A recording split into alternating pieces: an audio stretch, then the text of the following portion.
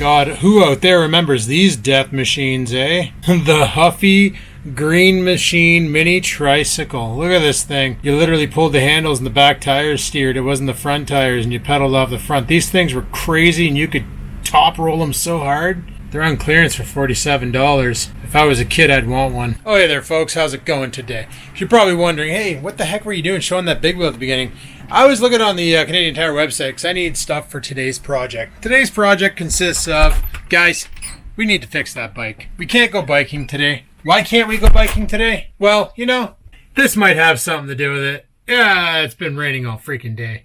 And it's supposed to rain until 5 a.m. tomorrow. It stopped there, but it's going to start back up in about a half an hour to an hour. So I don't want to risk it for a biscuit. I figure, you know what? Right now is probably the best damn time to get out there, get some tools, start tooling on the bike, and see if my theory about the rear derailleur is correct.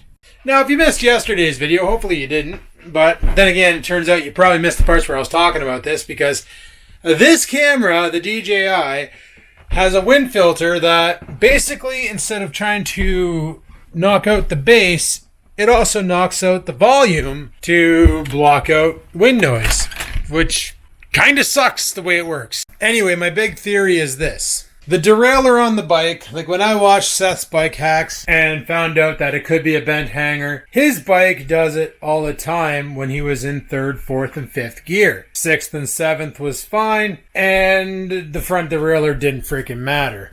But whenever he was in 3rd, 4th, 5th, he got the ka-clunk, ka-clunk, ka-clunk, ka-clunk. And no matter how much he fiddled with the freaking, I don't even know what the hell that bolt on the back is called, but the adjuster on the back of the derailleur, on the back of the cable, the barrel adjuster, I believe it's called. I'm probably wrong, who cares? But no matter how much he fiddled with that, he could not tune it. No matter how much time he spent with the bike up in the air, on his freaking, his bike stand, working on it, he could not lock it in. So he brought it to some shop, they took it, they put it on their bike stand, and the first thing they did, hooked up a tool and went, yeah, your mount is out of whack. But his was happening all the time. Mine is periodic, and I can temporarily fix it. And because I can temporarily fix it, it makes me think, when I'm going into 4th gear, something's happening where the derailleur's moving at a certain point. Usually I go over a bump and then it starts acting up. So obviously I go over a bump and the whole derailleur slacks, right? Because it's a clutchless derailleur. So it slaps around. It's a cheap component on the bike. It's a $330 Canadian Tire fat bike. You know they're cutting corners. They cut a lot of corners in the production of this bike, you know, with the mechanical disc brakes that don't even have enough power to stop the bike. Tensile steel frame, not to mention the single layered rims for the bike. Like most rims for fat bikes are doubled up so that, you know, if you hit a good sized curb like really hard and you bend the tire really hard, and like if I ran that tire at 10 psi and I accidentally like jumped off a curb and hit the ground, with the weight of that bike, I would flatten my rim. Like I would damage some spokes. I would wreck things. So they really cut corners on creating that bike to make it the price that I got it for. Makes sense. Now, I mentioned ever since I went through Laurier Woods that one time, that's when the problem started. Well, Laurier Woods wasn't exactly the cleanest place. It was kind of swampy, it was kind of damp, and it was kind of gross back there. So what probably happened was I was banging it around off of things. You know, I hit a couple rocks here and there, some tree stumps, some other junk, some garbage, some bull crap. And something probably got lodged in the spring. Some mud, some dirt, some filth. So what I'm thinking is I hit a bump now and the derailleur kind of moves out, but then it doesn't come back in because like a piece of crap gets stuck between the bindings of the spring and it can't quite move back in. So when I drop it all the way down to the 7th, then she moves right out on her own free will because the spring wants to do that. At that point there, it can actually reset and pinch itself and it's good to go. So my objective today, try and clean the derailleur. Now, I'm not sure if I need to pull the derailleur, and if I do, that means I need to break the chain. I've never broken a bike chain before. I don't even know how to do it. So when I go to Canadian Tire, I know there's a special tool for it that you literally slide slide into one of the pins on the chain, and you can push one of the pins out, and then the links come apart. Then you can pull the chain clean off. And if I go that route, I'm taking that chain and I'm submerging it in degreaser, because I'm going to knock all the lubrication off of it and bring it back to its natural state, because she is filthy. It's pretty bad. I really wish I had a chain cleaner, but this will work. So we're going to knock that back, and then we're probably going to do the same with the derailleur and completely degrease that too. Hopefully that will resolve the problem.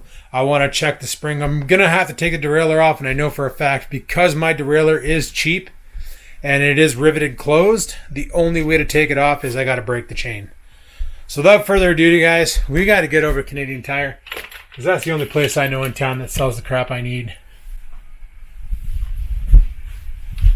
Where the frig's my hat? I tell you, it's always in the last place you look. You want to know why? Because when you find it, you stop looking for it. Anyway, let's take a rip over to Canadian Tire. Go pick up what we need to get this job done. I need degreaser. I need some sort of a brush system. I got some brushes in the garage that might work, but if they don't work, well, we'll look and see if they got any other solutions there. And I need a chain breaker. I hope they have that. Do you need anything from Canadian Tire?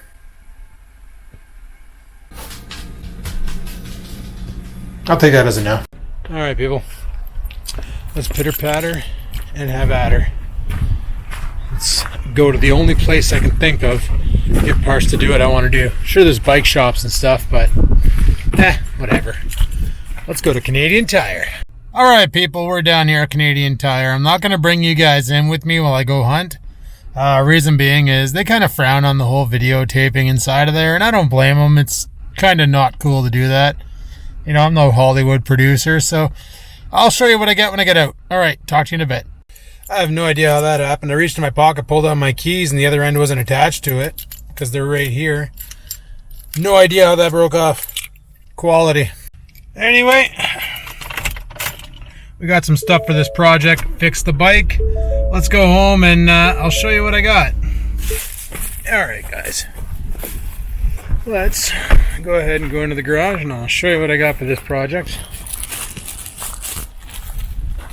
Check the mail real quick. Hey, look, there's mail in there. Good for it. Okay. Lock up the check. So, first thing I'm going to have to do is I got to take the pannier bags off. That's a given. I cannot do this here. With the cargo haulers still on there. Luckily, everything comes off very easily. I just need to declip it, untie it, and send it. So for the degreaser, I bought Spray 9, Graze Off, Gareezy, boys. Whatever. This is all they had for a chain tool. It's by CCM, the same company that made the amazing hand pump I bought. Hopefully this thing works better than the pump.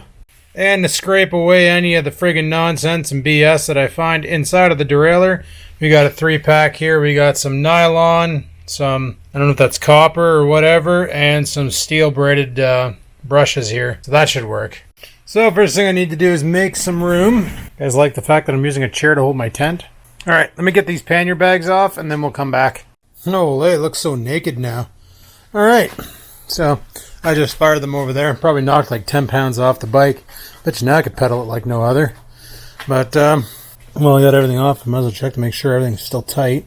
Everything feels good. Cool. All right, so how am I going to do this? I'm not even sure. I'm going to be honest. I want to get everything out of my pockets right now, like my cell phone. This can go over here somewhere or over here somewhere. I got so much junk everywhere. All right, so what I'm going to do is scratch my head and then take my light off. I'm probably going to have to flip this thing upside down to get to where I want to get to. No, actually, you know what? I don't want to do that. But I do want to take the tire off, I think. Well, here's the thing. Where I need to get to, I may need to take the tire. Yeah, I'm going to need to take the tire off. Because where I need to get to, the tire is going to be in the way. And like I said, there's no, because this is riveted on, which I don't know if you guys can see, but there are rivets holding it in place. I don't think I can physically take the chain off of this. Well, maybe I can. Is it sealed on this side too? Yeah, it's. I gotta break the chain. Well, I'm gonna try and do my best to see if I can do this here without breaking the chain. But worst case, if I gotta take the chain off, then I gotta take the chain off, and I'll take the damn chain off. But I think what's happening is this thing here is getting bound up because she's freaking filthy. And I don't have a light out here to show. Oh, I do. I do. I have my bike light. It's not too bad. It's pretty bright.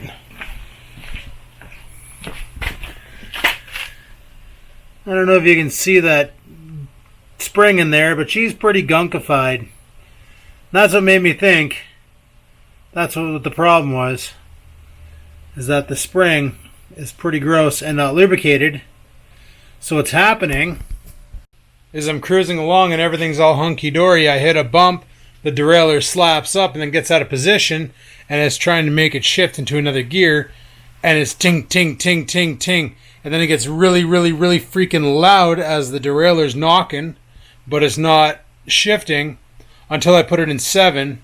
And then in 7, when you're pushing on it, it probably pulls something free, and then it gets realigned. So that's why my plan is to... Well, I'm going to have to get this here up on my bike stand. That's the only option I have. I wish this thing got the bike higher off the ground, but what can I say? It's going to have to do. She's going to have to do, boys. We're probably going to have to drop that tire to get to where I want to get. Okay, let's pitter patter. Alright guys, got the tire off. So, from back here you can really see that spring. I think. If I can aim this damn thing right.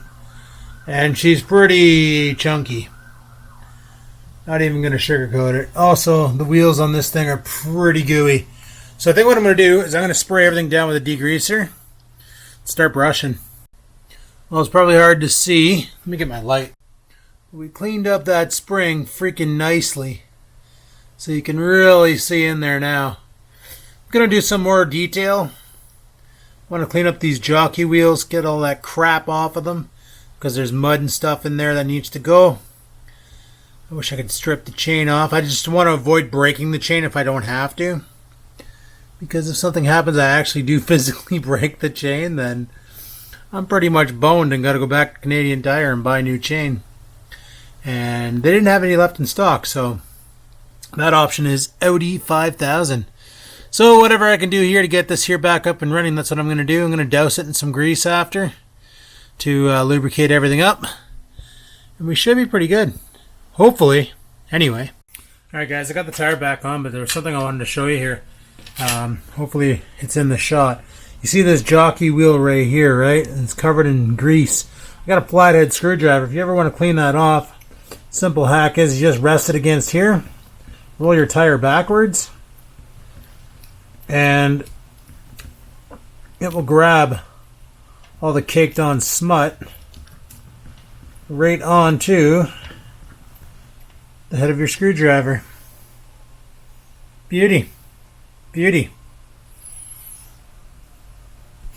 Alrighty, it's once again all put back together. Man, I've had that tire off twice in 2 weeks already.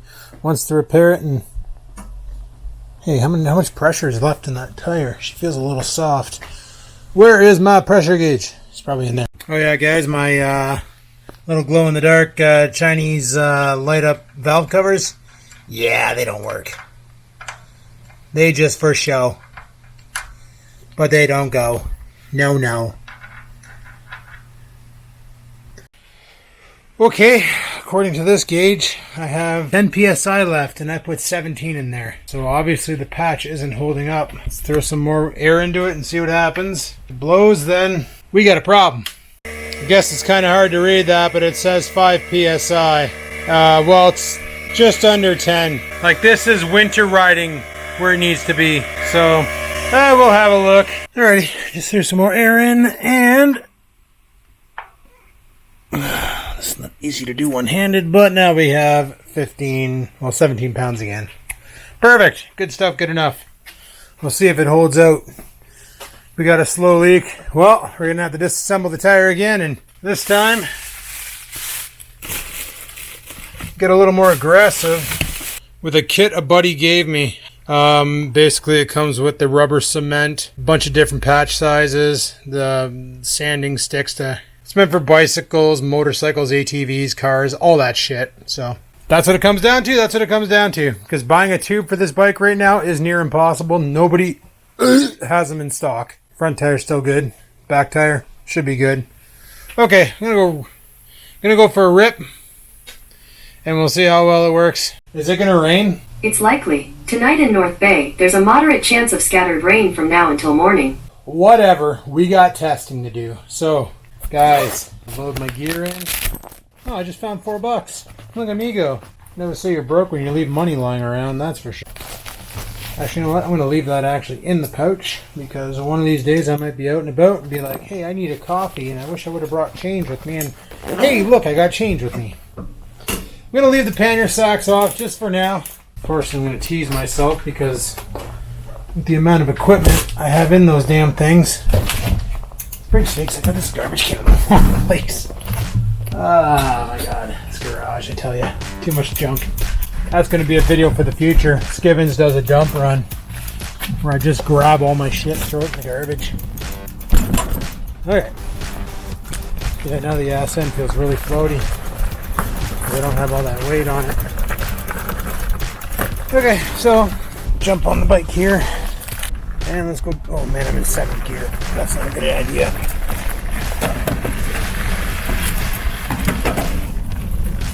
There we go.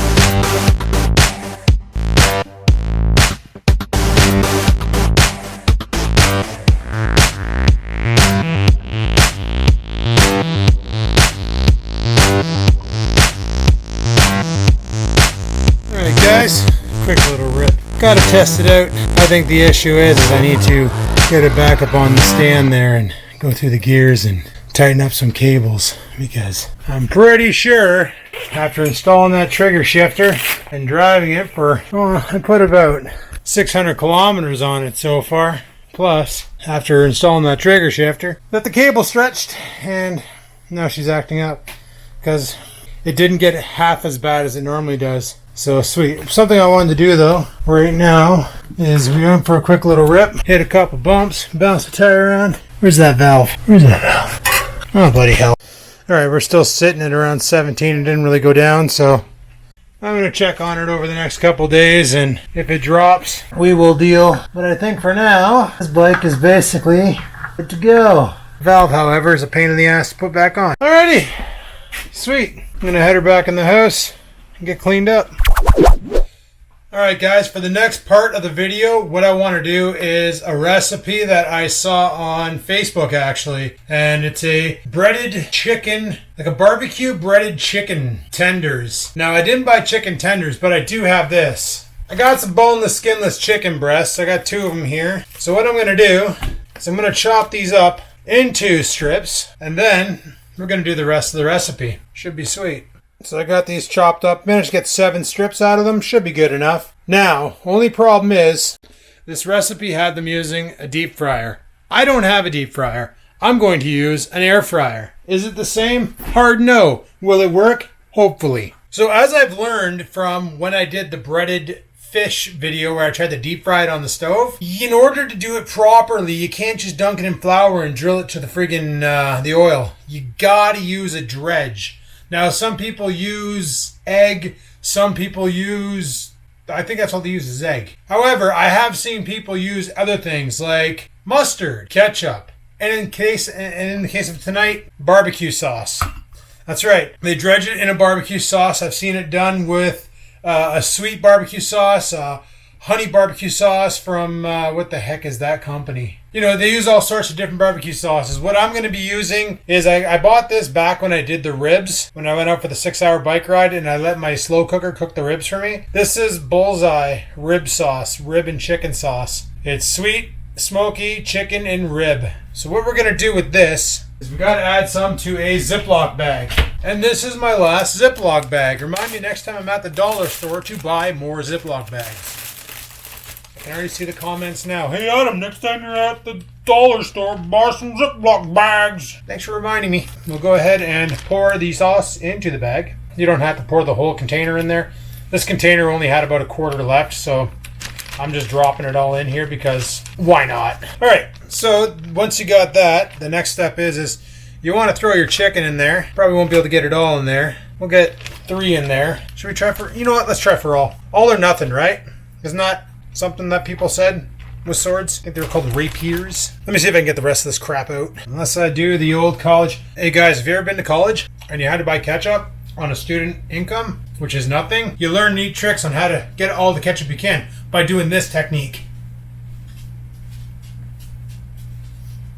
As long as the Oreo doesn't jump up, he won't get smacked in the face. If he does, you'll hear a yelp. But you see, all the barbecue sauce is now at the bottom. It's called centrifugal force. It's called force of nature. And we'll just pop open the lid, get the rest of that delicious barbecue sauce. I'm telling you, I used to be the master at getting every last drop of ketchup out of a ketchup bottle by using that exact technique. Sweetness. All right, this is basically euchred. Next, what they did was they Ziplocked up said bag. I believe they stuck it in the fridge for a while and let it really marinate, but we don't really have time for that. So we're just going to grab it and slosh it around and really get it coated and all that fun stuff. So we'll let that sit off to the side for now. Let's prepare our dryness. Dryness? Is that even a word? I don't freaking know. Okay, so what we're going to need now is we need flour and some seasoning. I'm just going to use this all-purpose, never bleached flour. Pour it into a container because we're going to be dipping the chicken in it and coating it that way. I don't need to pour much in. I just put a little bit. Don't breathe it. Oh, hey guys, it's not COVID. And then for some seasoning, I'm going to go ahead and add some of my chicken, Montreal chicken spice, just because it makes everything taste good. Some garlic salt for the exact same reason. I'm not even measuring, eh? I didn't get the right recipe off of the internet, so I just saw them make it. You ever watch those Facebook when they build a recipe? Yeah, it's pretty interesting. So the next thing you want to do is you don't want to just leave it looking like that. You want to sift it around. So what I did last time, which seemed to work pretty good, is I grabbed my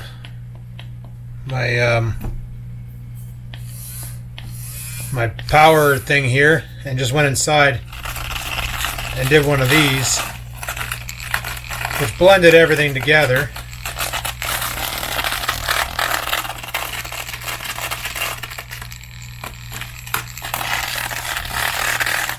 It also makes a bit of a haze. If you breathe it in, you're going to sneeze.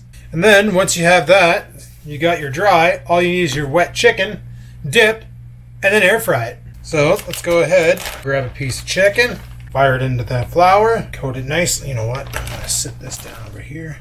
Shake it up, get it really coated with the flour. Really get it soaked in there. Now some people will double dip, and I'm almost tempted to try double dipping. Once you got it covered, go ahead and plop her in. And we'll check back on it in a minute. Alright guys, the time has passed. Let's see what we got. That did not work one bit. Mother freaking not yummy. Okay. So I guess the key thing you need is definitely a deep fryer. These turned out looking like poop. So yeah, the deep fryer definitely makes a valid point, but how do they taste?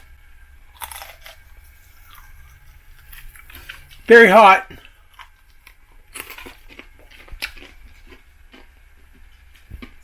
It's edible.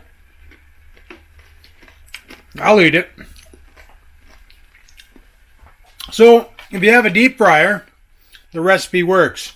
If you have an air fryer, don't even attempt it. You're wasting chicken. But,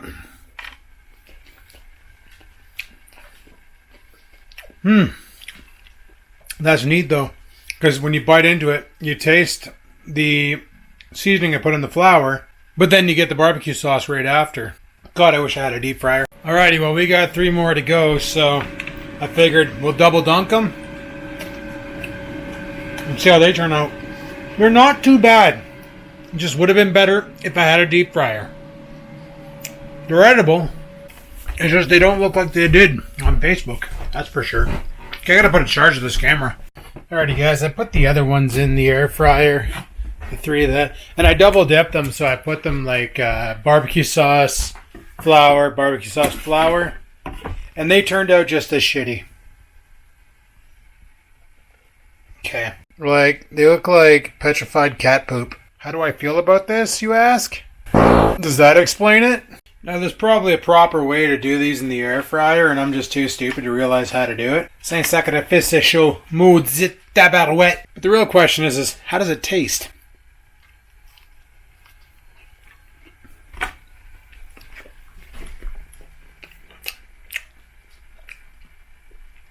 That's actually really good. 10 out of 10. Would eat again. Okay, so the recipe works. Minus the air fryer. If you have a deep fryer, I guess what I could have done was boiled did oil on the stove again, and that would have worked. But, now that I understand the logic behind it, that'll be another time. I'm definitely going to do that there for my next fry. Now that I understand that you got to get it up to temperature and you can't just fire everything into it and expect results because the temperature of the oil will drop fast, as it is sort of basically a coolant. But anyway, people, if you have an air fryer, give it a try. You might actually enjoy it. Instead of using egg as your dredge, use barbecue sauce. Give it a try.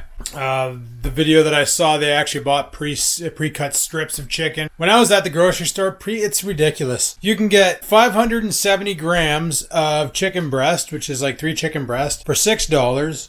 Or for $11, you can get 400 grams of chicken strips. So you're paying double the price for less meat just for the convenience of somebody chopping it into slivers for you. If you own a knife, save the money, right? Anyway, whatever. I'm going to shut her down here. So the bike seems to be working fine. It needs a tune. Some of the gears are, you go into the gear and you can hear it kind of grinding. And if I play with the shifter, like apply a little bit of pressure, I can hear it go away. And then when I release it, it comes back. Definitely needs a tune up. Probably, like I said in the garage, I put about 680 kilometers on it. Since that new clicky shifter was put on, chances are the cable's stretched and I need to adjust it again. No big deal. I'll get to that there another day. Tomorrow, half day Friday. Normally we go fishing. They're calling for storms all weekend, so I don't know what's going to happen there. We're going to see if we can actually get out to fishing or get out to do anything. I told my friend I'd help her out with her bike because she's getting the runaround from the department store. So that might be a thing tomorrow. Might have to go to the department store because they're just telling her it's fine. But the other night when we were riding together, the camera didn't pick it up. Well, camera didn't pick up much of audio of anything, but you can clearly hear crunching as she's pedaling, like something is binding on the bike, and they're trying to say that there's nothing wrong with the bike, it's all her. So whatever, we're gonna go there, we're gonna talk to the freaking guys and say, listen, fix the damn thing or replace the damn thing, because for crying out loud, the damn thing's broken since day one. I sold her a freaking lemon. Fix it, give her money back, whatever. I don't care. Just solve this problem. Right now. That's what we're going to do probably tomorrow. So, yeah, we'll have to see what we get up to tomorrow. Like I said, even though the channel's rebranded, I do want to still make videos. But I don't want to talk about bullshit and nonsense that you can easily get off Facebook if you have friends who post bullshit and nonsense. And unlike friends like me who just post cat pictures that are funny and memes and other stupid things like that, because I don't post anything serious on Facebook. I just post stupid stuff. I don't know why half my friends hang out with me. I don't get it. Alright guys, thanks for watching. Hopefully you enjoyed the video. If you did, click that like button. Any questions, comments, concerns, down below they go. And until next time guys, stay safe. Skivinz out.